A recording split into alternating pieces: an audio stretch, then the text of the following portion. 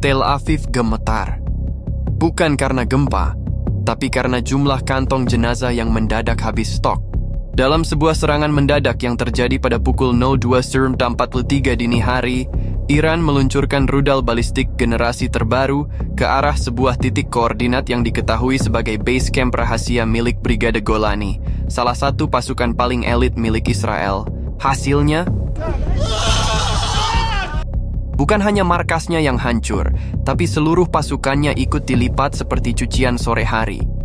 Diperkirakan lebih dari 2.000 tentara aktif tewas di tempat, sebagian besar bahkan tidak sempat mengambil senjata atau mengenakan rompi pelindung.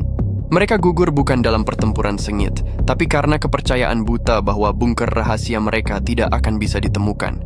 Rudal yang digunakan oleh Iran disebut-sebut sebagai varian terbaru dari sistem rudal balistik berpemandu AI. Rudal ini memiliki kemampuan menyusup dan menghindari sistem pertahanan Iron Dome, serta melakukan penyesuaian target berdasarkan sinyal panas dan elektromagnetik di lokasi. Markas sudah tidak terdeteksi radar, kata satu perwira. Yah, ternyata cuma tidak terdeteksi oleh Iron Dome, bukan oleh kematian. Ledakan yang terjadi dilaporkan menimbulkan guncangan hingga radius 7 km, membuat beberapa pos militer kecil Israel di sekitarnya ikut terguncang. Namun tak satu pun yang datang menolong. Bisa jadi karena takut, atau karena sudah pesimis sejak awal. Tim evakuasi yang datang beberapa jam setelah ledakan hanya menemukan puing bangunan, potongan seragam, dan diam tak percaya. Brigade Golani, yang selama ini dikenal sebagai simbol kebanggaan pasukan darat Israel, dalam waktu 1 malam berubah status jadi entry Wikipedia bertema tragedi. Kantor militer Israel belum memberikan konfirmasi resmi jumlah korban tewas. Namun berbagai sumber internal menyebutkan angka 2.000 adalah estimasi konservatif. Angka sebenarnya bisa lebih tinggi. Apalagi mengingat jumlah pemakaman massal yang mendadak disiapkan 2 hari sebelumnya. Ups. Sementara itu, pemerintah Iran tidak memberikan pernyataan langsung. Namun media-media mereka secara tersirat merayakan suksesnya eliminasi target militer di Palestina pendudukan.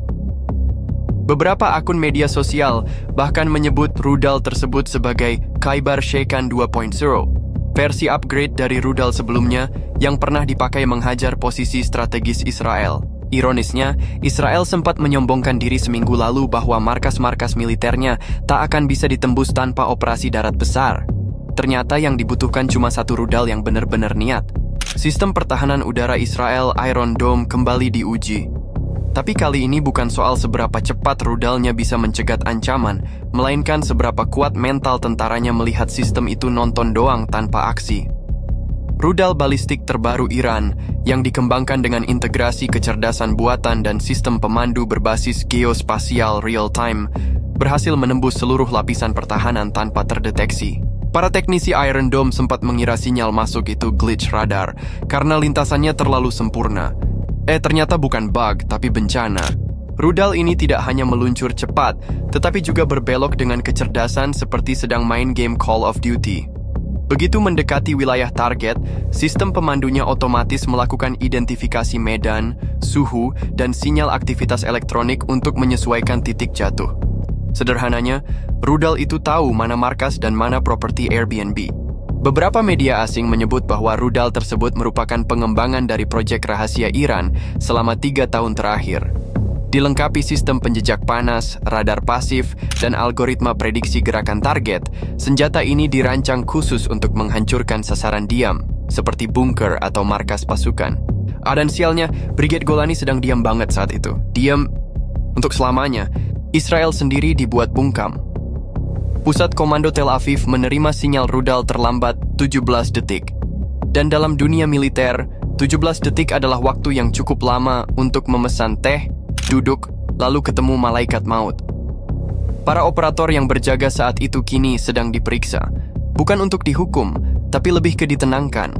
Karena mereka menyaksikan semua proses jatuhnya rudal secara utuh, tanpa bisa berbuat apa-apa. Iran tak perlu mengeluarkan banyak pasukan atau mengorbankan satupun tentaranya dalam operasi ini.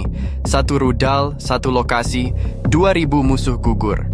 Efisiensi militer yang akan masuk buku sejarah, kecuali Israel menuntut agar buku sejarah itu di-banned. Beberapa analis menyebut ini sebagai bukti bahwa perang modern bukan lagi soal jumlah pasukan, tapi siapa yang punya algoritma lebih pintar. Dan sementara Israel sibuk bikin propaganda TikTok, Iran malah bikin rudal yang bisa swipe right ke markas musuh.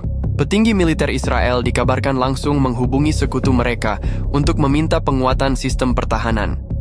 Namun sebagian besar aliansi militer tampak ragu, bukan soal dukungan, tapi karena mereka juga pengen tahu dulu gimana bisa markas elit ketembak kayak nyasar main PUBG. Markas yang dulunya jadi simbol dominasi militer Israel kini hanya tersisa kawah besar, puing-puing beton, dan aroma mesiu. Brigade Golani yang disebut-sebut sebagai tulang punggung tempur Israel kini tinggal jadi bayangan tulang tanpa punggung. Tak ada perlawanan, tak ada peringatan. Yang tersisa hanya fakta menyakitkan. 2.000 tentara elit tewas dalam kondisi yang lebih layak disebut dibinasakan, bukan gugur. Pasca ledakan, tim SAR militer Israel yang datang langsung dibungkam oleh pemandangan tak masuk akal. Ransel-ransel masih tersusun rapi, sepatu tempur terlempar belasan meter, dan helm-helm kosong yang membuat semua orang paham. Tak ada yang selamat, tak ada yang siap. Ledakan itu menghantam langsung ke pusat koordinasi, asrama personel, hingga gudang senjata. Brigade Golani bukan pasukan biasa. Mereka dikenal sebagai ujung tombak operasi darat, spesialis infiltrasi, dan terlibat dalam berbagai serangan brutal ke wilayah Palestina. Tapi dalam serangan kali ini, mereka bahkan tidak sempat menyentuh Plato. Bahkan tak ada sisa peluru yang terpakai. Ini bukan pertempuran, ini pembersihan sistematis, ucap salah satu mantan perwira yang kini lebih sering muncul di podcast politik daripada medan perang. Pemerintah Israel langsung menggelar pengumuman tertutup. Namun bocoran dari internal militer menyebut bahwa krisis mental langsung melanda beberapa unit lain di wilayah perbatasan. Pasukan-pasukan Israel lainnya mendadak rajin berdoa, bukan karena religius, tapi karena mereka baru sadar bahwa Iron Dome bukan Tuhan. Keluarga para prajurit Golani sudah mulai berkumpul di depan pusat militer, menuntut penjelasan, meskipun yang mereka dapat hanya masih dalam investigasi. Investigasi? Sementara potongan seragam anak mereka menempel di kawah dan identifikasi dilakukan lewat chip sepatu. Beberapa pos media Israel mencoba menutupi besarnya skala serangan dengan narasi serangan terbatas. Namun warga yang melihat iring-iringan ambulans dan truk jenazah tahu, ini bukan terbatas, ini tamat. Yang lebih menyakitkan, Komando Pusat Brigade Golani secara de facto lumpuh. Komandan utama dinyatakan hilang, kemungkinan tewas. Sistem komunikasi hancur, dan seluruh data taktis ikut lenyap bersama bangunan. Israel tidak hanya kehilangan pasukan, tapi kehilangan otak dari pasukan itu sendiri. Pasukan cadangan pun kini sedang berpikir keras, ikut bertugas atau ikut menggali lubang. Dengan kondisi itu, moral tentara lain mulai goyah. Sejumlah unit memilih mundur dari garis depan, dan pangkalan militer utama di utara diberitakan kini mengaktifkan protokol defensif tingkat tinggi. Tapi publik tahu, Israel yang biasanya ofensif kini malah jadi defensif tanpa pilihan. Ledakan yang membinasakan ribuan pasukan elit Israel bukan hanya mengguncang tanah di utara, tapi juga menggoyang lantai-lantai tinggi pemerintahan di Tel Aviv. Kantor Perdana Menteri mendadak seperti ruang ujian nasional. Semua orang duduk tegang, banyak yang keringatan, dan tidak ada yang tahu jawabannya. Beberapa jam setelah konfirmasi bahwa markas Brigade Golani rata dengan tanah, pemerintah Israel langsung menggelar rapat darurat Kabinet Keamanan. Tapi dari luar gedung, yang terdengar hanya teriakan dan derit pintu dibanting. Bukan strategi perang, tapi suara frustrasi para petinggi yang baru sadar kekuatan elit mereka hilang dalam semalam.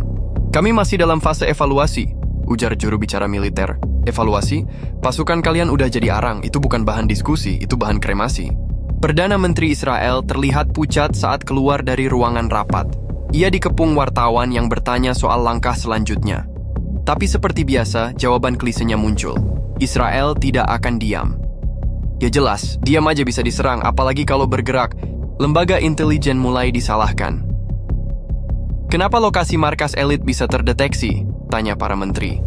Tapi tak ada yang berani menjawab karena, ya, jawaban paling jujurnya adalah, kami terlalu sibuk mata-matai TikTok Palestina. Di jalan-jalan Tel Aviv, suasana mulai berubah. Masyarakat gelisah. Di media sosial, tagar Kaude Golani Gone sempat trending di platform luar negeri, meskipun langsung diblokir di dalam negeri. tapi netizen tetap menemukan jalan. Kalau Iron Dome gagal, semoga Irony Dome bisa lindungi harga diri kita, tulis salah satu akun satir. Lebih dari itu, tekanan dari dalam negeri datang dari kalangan keluarga tentara. Mereka tidak lagi minta keadilan, mereka minta pengakuan bahwa pemerintah telah gagal dalam level bencana nasional. Demonstrasi mulai muncul di luar markas IDF dan kantor PM.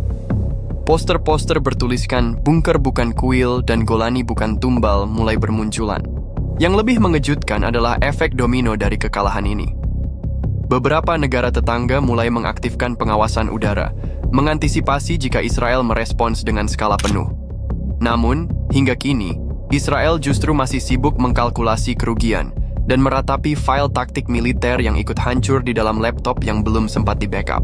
Serangan ini bukan hanya ke markas militer, tapi ke mental seluruh bangsa, ucap seorang analis pertahanan. Tapi netizen balas, yang kena rudal cuma satu titik, yang kena mental satu negara. Jika serangan Iran adalah ledakan pertama, maka efek psikologisnya adalah gelombang kejut kedua. Di dalam tubuh militer Israel, kini sedang berlangsung bencana tak kasat mata. Kepercayaan antar unit luntur, komando-komando mulai saling menyalahkan, dan pasukan di garis depan mendadak jadi ahli spiritual. Kami tak lagi tahu siapa yang jaga punggung kami. Mungkin cuma Tuhan, itu pun kalau belum pindah wilayah, kata salah satu tentara cadangan yang kini menolak tugas ulang. Setelah kehilangan 2.000 pasukan Brigade Golani dalam satu hantaman, semangat tempur berubah jadi kecemasan kolektif. Beberapa unit militer diketahui mengaktifkan protokol pelindung meskipun tak ada ancaman langsung. Seolah-olah seluruh negara mendadak fobia suara mercon. Pasukan di wilayah Golan Heights dan perbatasan Gaza dilaporkan mulai melakukan rotasi sendiri tanpa perintah pusat.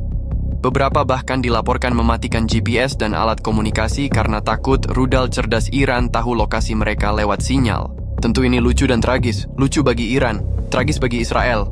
Pemerintah mencoba memulihkan moral dengan propaganda media, tayangan heroik tentara, lagu-lagu nasionalisme, hingga testimoni kesetiaan para komandan. Tapi netizen tak terkesan. Di TikTok dan Instagram, video lip-sync dengan caption sarkas mulai bermunculan. Kami siap bertempur sampai titik darah penghabisan, asal titiknya jauh dari koordinat rudal. Di luar negeri, reaksi juga tak kalah getir. Negara-negara yang selama ini menyokong Israel secara logistik kini mempertanyakan kebocoran strategi. Banyak analis meyakini serangan Iran sukses karena adanya celah intelijen besar di tubuh Israel, atau seperti beberapa netizen sebut, bukan celah tapi lubang mengangas lebar ego pemerintahnya. Lembaga think tank di Eropa mulai merilis laporan. Israel tengah alami fragmentasi militer tahap awal. Artinya, komunikasi internal tidak sinkron, rantai komando melemah, dan para tentara mulai bertindak berdasarkan rasa takut, bukan taktik. Dan seperti hukum perang modern, ketika pasukan takut, lawan menang setengah jalan. Di sisi lain, Iran, tanpa satupun prajurit gugur, terus memperkuat narasi kemenangan. Mereka menyebut ini sebagai pembalasan strategis dan memberi sinyal bahwa ini baru permulaan. Dan seperti video Israel sibuk klarifikasi ke dalam. Sementara itu, rakyat di Tel Aviv, Haifa, dan Yerusalem mulai bertanya keras. Di mana jaminan keamanan? Siapa lagi yang harus dikorbankan?